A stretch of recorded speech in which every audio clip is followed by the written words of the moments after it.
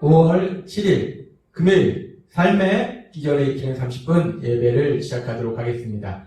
하나님께서 오늘 우리에게 주신 말씀은 사무엘상 8장 1절에서 8절까지 말씀입니다. 이 말씀 제가 봉독하도록 하겠습니다. 사무엘이 늙음에 그의 아들들을 이스라엘 사사로 삼으니 장자의 이름은 요엘이요 차자의 이름은 아비아라. 그들이 브엘사바에서 사사가 되니라. 그의 아들들이 자기 아버지의 행위를 따르지 아니하고 이익을 따라 뇌물을 받고 판결을 굳게 하니라. 이스라엘 모든 장로가 모여 라마에 있는 사무엘에게 나아가서 그에게 이르되 보소서 당신은 늙고 당신의 아들들은 당신의 행위를 따르지 아니하니 모든 나라와 같이 우리에게 왕을 세워 우리를 다스리게 하소서 한지라. 우리에게 왕을 주어 우리를 다스리게 하라 했을 때에 사무엘이 그것을 기뻐하지 아니하여 여호와께 기도하매 여호와께서 사무엘에게 이르시되 백성이 내게 한 말을 다 들으라. 이는 그들이 너를 버림이 아니요 나를 버려 자기들의 왕이 되지 못하게 함이니라. 내가 그들을 애굽에서 인도해 낸 날부터 오늘까지 그들이 모든 행사로 나를 버리고 다른 신들을 섬긴같이 너에게도 그리 하는도다. 아멘. 오늘 이 시간 하나님께서 우리에게 주신 말씀을 듣기 전에 잠시 기도하는 시간 갖도록 하겠습니다. 하나님 아버지 감사합니다. 오늘도 저희들 사랑하셔서 저희를 사랑하신 하나님 만날 수 있는 예배의 자리로 인도해 주시니 감사합니다. 하나님 오늘도 저희를 사랑하신 하나님을 만날 때 저희 하나님께서 저희에게 주신 그 말씀을 듣게 하시고 그 말씀을 믿게 하셔서 믿음을 통해서 하나님이 기뻐하시는 삶을 살아가며 하나님이 저희 삶 속에 행하시는 놀라운 역사들을 체험하는 저희 모두가 될 수 있도록 은혜 베풀어 주옵소서. 예수님의 이름으로 감사하며 기도드리옵나이다. 아멘. 오늘 말씀은 이제 사무엘이 나이가 들었을 때 이스라엘 장로들이 사무엘에게 나와서 자신들을 다스릴 왕을 세워달라고 요구하는 장면입니다. 우리가 읽은 사무엘상 8장 5절은 이렇게 말씀합니다. 그에게 이르되 보소서 당신은 늙고 당신의 아들들은 당신의 행위를 따르지 아니하니 모든 나라와 같이 우리에게 왕을 세워 우리를 다스리게 하소서 한지라. 지금 이스라엘의 장로들이 이제 사무엘이 나이가 늙었을 때 자신들을 다스릴 왕을 세워달라고 요구하는데 그 왕을 세워달라고 요구하는 그 이유로 그들이 이야기한 것이 무엇이냐면 사무엘의 아들들, 그 사무엘의 아들들이 사무엘처럼 살지 않고 사무엘과 다르게 악한 삶을 살고 있다라고 얘기합니다. 이 사무엘상 8장 1절과 2절은 이렇게 말씀합니다. 사무엘이 늙음에 그의 아들들을 이스라엘 사사로 삼으니 장자의 이름은 요엘이요 차자의 이름은 아비아라. 그들이 브엘사에서 세바에서 사사가 되니라. 이 사무엘이 나이 들었을 때 그 아들을 둘을 사사로 세웠다라고 말씀하고 있는데 이 부분은 사무엘의 후계자로서 사사를 세웠다라고 보지는 않고 일반적으로 사사 제도는 그 자녀들에게 그 사사의 위치가 이어지지는 않습니다. 자신을 뒤를 잃어서 그 아들들에게 사사를 세운 것이 아니고 이 사무엘이 나이가 들었을 때 사무엘은 라마 지역에 있었는데 이스라엘이 지역이 넓고 특별히 지금 이 두 아들을 사사로 세운, 이 사사로 세웠다 얘기는 보조 사사로 세웠다라고 성경학자는 얘기합니다. 이 두 아들을 보조 사사로 세운 이 브엘사바 지역은 라마에서 약 80km 이상 떨어진 이스라엘의 최남단 지역입니다.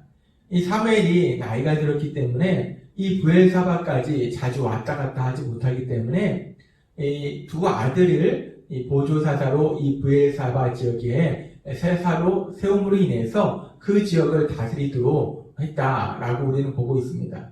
어찌되었든 이 사무엘이 이 두 아들을 보조사사로 해서 이 브엘사바 세바 지역을 다스리도록 판결하도록 했는데 그런데 이 두 아들의 삶의 모습이 아버지인 사무엘과는 같지 않았다는 겁니다.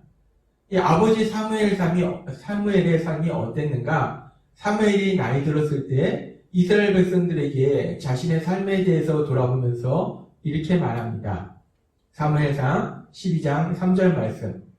내가 여기 있나니 여호와의 앞과 그의 기름 부음을 받은 자 앞에서 내게 대하여 증언하라.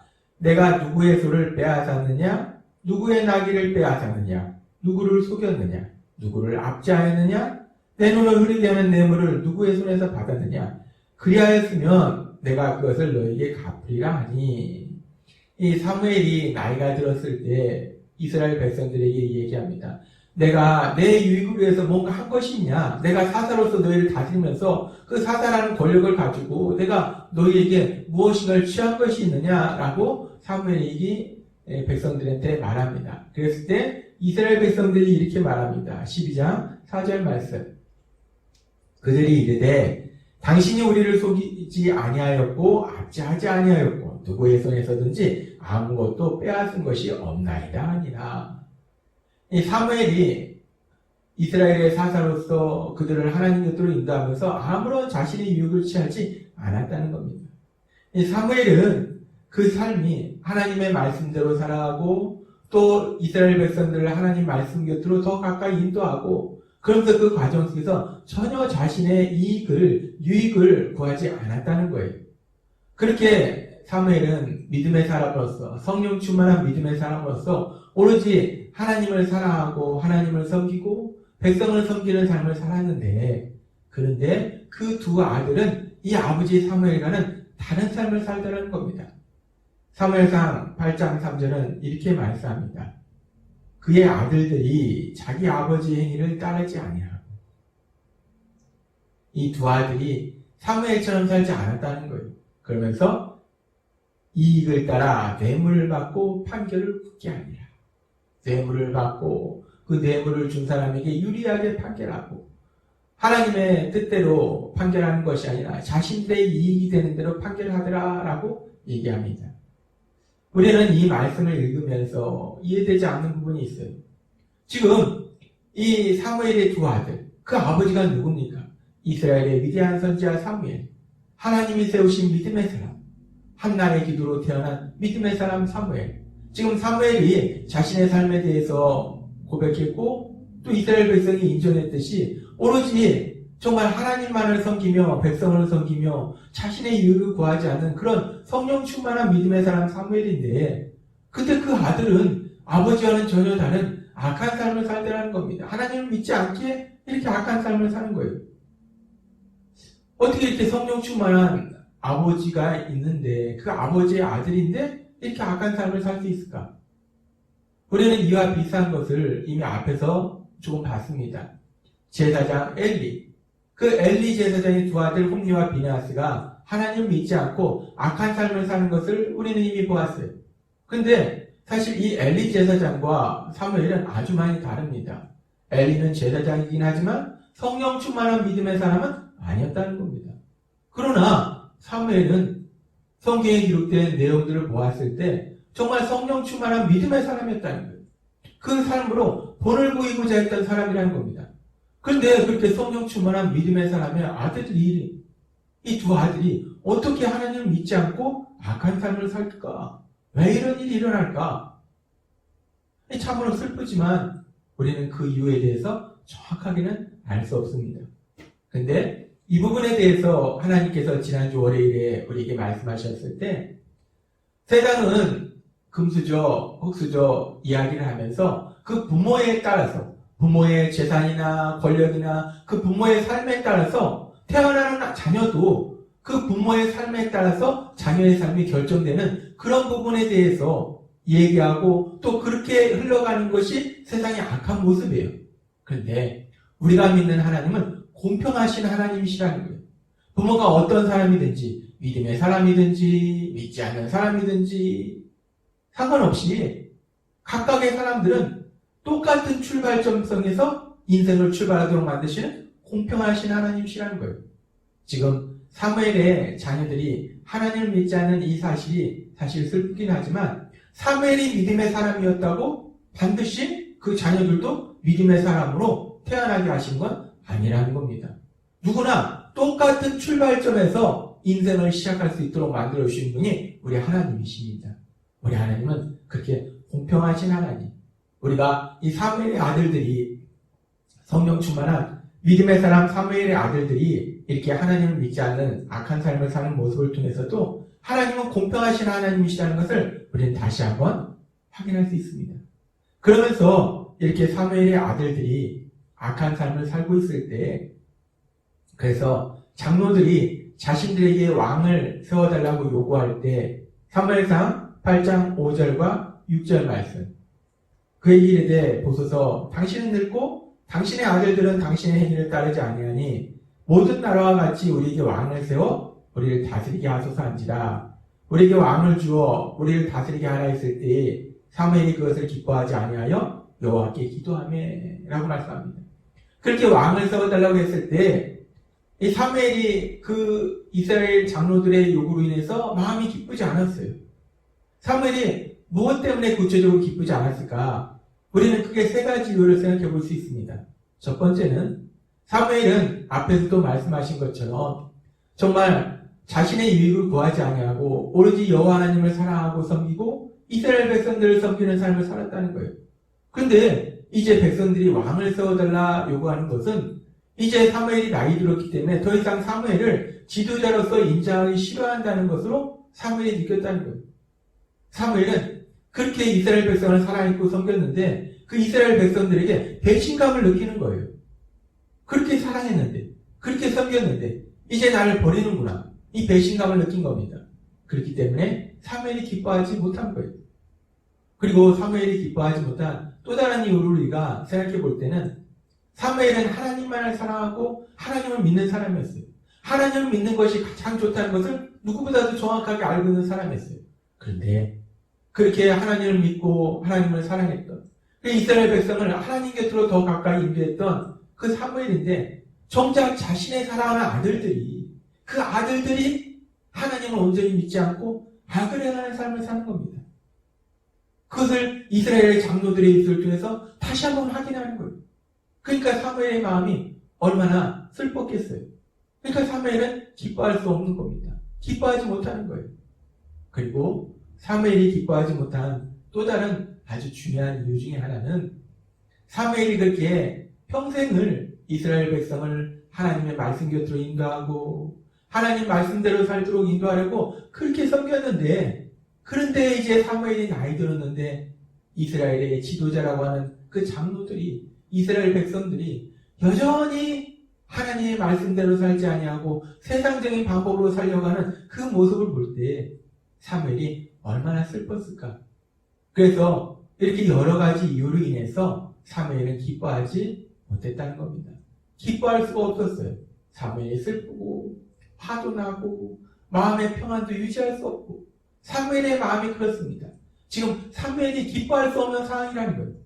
근데 하나님은 오늘 이 사무엘의 그 마음 속에서, 사무엘의 이 상황 속에서 사무엘이 무엇을 하는가를 통해서 우리에게 아주 중요한 진리를 말씀해 주시는데, 사무엘상 8장 6절이 이렇게 말씀합니다. 우리에게 왕을 주어 우리를 다스리게 하라 했을 때 사무엘이 그것을 기뻐하지 아니하여. 사무엘이 너무나 슬픈 겁니다. 속상한 거예요. 화가 난 거예요. 그 상황 속에서 사무엘이 무엇을 했는가? 슬퍼했는가? 절망했는가? 장로들에게 화를 냈는가? 아니라는 겁니다. 사무엘상 8장 6절은 말씀합니다. 사무엘이 그것을 기뻐하지 아니하여 여호와께 기도하네.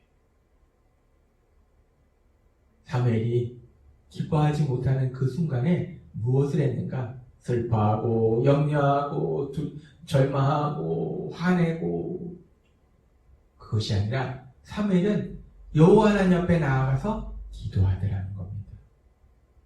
하나님은 바울 사도를 통해서 빌립보서 4장 6절과 7절에 이렇게 말씀합니다. 아무것도 염려하지 말고 오직 모든 일에 기도와 간구로 너희 구할 것을 감사함으로 하나님께 아뢰라. 그리하면 모든 지각에 뛰어난 하나님의 평강이 그리스도 예수 안에서 너희 마음과 생각을 지키시리라. 아멘. 사무엘은 그 당시에 빌립보서 4장 6절과 7절 말씀을 듣지 못했어요. 그러나 사무엘과 함께 하시는 성령님은 이미 사무엘의 삶 속에 역사하고 계시는 거예요. 사무엘이 기뻐하지 못할 때에 염려, 근심, 슬픔, 분노, 여러 가지 감정들, 마음에 평안이 없는 그 순간에 사무엘은 하나님께 나아가 기도하더라는 겁니다. 하나님은 우리에게 말씀하십니다. 염려하지 말고, 우리가 삶 속에 이런저런 문제를 만났을 때 염려하기도 하고, 근심하기도 하고, 슬퍼하기도 하고, 화를 내기도 하고, 우리가 기뻐할 수 없다는 거예요. 그런 기뻐할 수 없는 그 상황 속에서 우리가 무엇을 할 수 있을까? 우리가 무엇을 해야 될까? 무엇을 했을 때 우리 마음에 평안이 임하고, 무엇을 했을 때 그 상황 속에서도 우리가 기쁜 삶을 살아갈 수 있을까? 하나님 우리에게 말씀하실 때 모든 것을 하나님께 아뢰라 라고 말씀한다는 거예요. 하나님은 오늘 우리에게 말씀하십니다. 믿음의 사람 사무엘의 삶을 통해서, 빌립보서 4장 6절과 7절의 말씀을 통해서 우리가 세상을 살아가다 보면 우리가 기뻐하지 못하는 그런 순간들이 많습니다. 그런 상황들 많이 만납니다. 염려해야 되는 순간들, 근심하고 두려워하고 미워하고 분노하고 화내고 그런 많은 순간들을 우리가 만난다는 거예요. 그렇게 기뻐하지 못할 때에 우리가 무엇을 할 수 있는가? 우리가 무엇을 해야 되는가? 여러분은 삶 속에 만나는 문제로 인해서 기뻐하지 못하는 그 순간 무엇을 하시나요? 하나님은 오늘 우리에게 말씀해 주십니다. 기뻐하지 못할 때 하나님 앞에 기도하면 하나님께서 우리 마음에 평안을 주시고 하나님께서 행하신 그 놀라운 역사가 우리 삶 속에 풍성하게 일어나게 될 걸 믿습니다. 오늘 주신 말씀처럼 우리가 삶을 살면서 기뻐하지 못하는 그런 순간들마다 우리 하나님 앞에 나와 우리를 사랑하신 하나님 아버지 앞에 기도함으로 인해서 모든 것을 다 아뢰임으로 인해서 하나님 주신 평안을 누리고 하나님 주신 놀라운 역사를 체험하는 여러분이 되시길 주님의 이름으로 축원합니다. 기도하겠습니다. 하나님 아버지 감사합니다. 오늘도 주신 말씀처럼 우리가 세상을 살아갈 때 기뻐하지 못할 많은 상황들을 만납니다. 그 순간 우리가 무엇을 할 수 있는가? 하나님의 말씀처럼 우리를 사랑하신 하나님 아버지 앞에 나와서 하나님 앞에 기도할 때 모든 것을 아뢰 때 하나님 주신 평안과 하나님 주신 놀라운 역사들이 우리 삶 속에 풍성하게 일어날 걸 믿습니다. 기뻐하지 못하는 순간들마다 세상 사람처럼 헛된 것으로 그 시간을 낭비하는 것이 아니라 하나님 아버지 앞에 나와서 기도함으로 하나님 행하신 놀라운 역사를 체험하는 저희 모두가 될 수 있도록 은혜 베풀어 주옵소서. 예수님의 이름으로 감사하며 기도드려옵나이다. 아멘. 이 시간 오늘도 하나님께서 우리를 사랑하셔서 주신 말씀을 묵상하면서